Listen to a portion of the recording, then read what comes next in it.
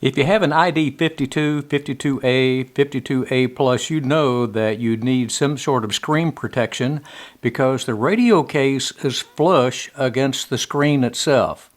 And anything that you rub up against the side of this radio is going right onto the screen, and it's going to damage so easily. And I have seen it myself.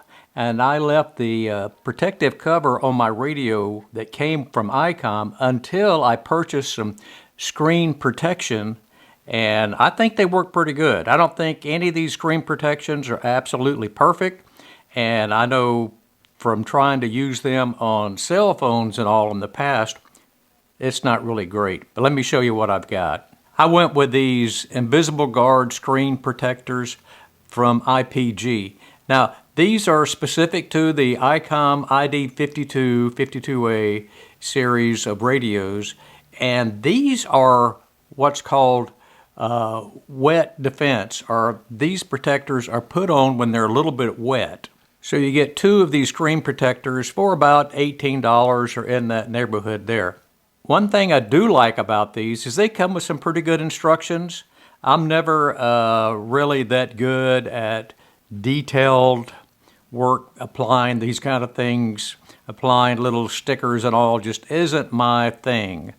But these come with some pretty good instructions, and they send you two because usually the first one you're going to mess it up. And I did mess mine up a little bit, and I'll show you what that was. I put mine on following the directions very closely. It comes with a cleaning cloth where you can clean the dust and all off of your screen to make sure it's clean to get started with. And then it goes through the process of having you get a bowl of water with a little bit of dish soap in it. You get your fingers wet, and then you wet the screen protector itself and lay it onto the radio. Then you use this stiff card right here, which is provided to squeegee out all of the little bubbles. Well, I did that, and I still ended up with a couple of bubbles up in this area here and a few down at the bottom, and no matter how hard I worked it, they didn't come out. So I let it sit, and it sat overnight. The next morning, that looked a little bit better. After about the third day, those bubbles were about 90% gone. That amazed me. Now, one thing that I did, I don't know if you can pick it up on this or not, but when I put my screen protector on, I didn't center it correctly, and I got a little bit along this edge on the radio. And so right over here, this part is probably not covered at all.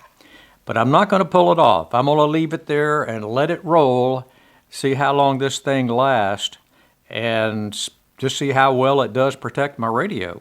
So basically, I like this. I've made a video describing this, and I'll put you a link in there so you can go to that video and check that out. I'll also give you a link to purchase these screen protectors off of Amazon if you're interested. But I would highly encourage you to get screen protectors on this radio because it is very susceptible to getting scratches and blemishes on the screen. If you liked the video, please click the like and give me a comment down below on if you have already scratched your screen or if you're using a screen protector and which screen protector you're using. Thanks for watching.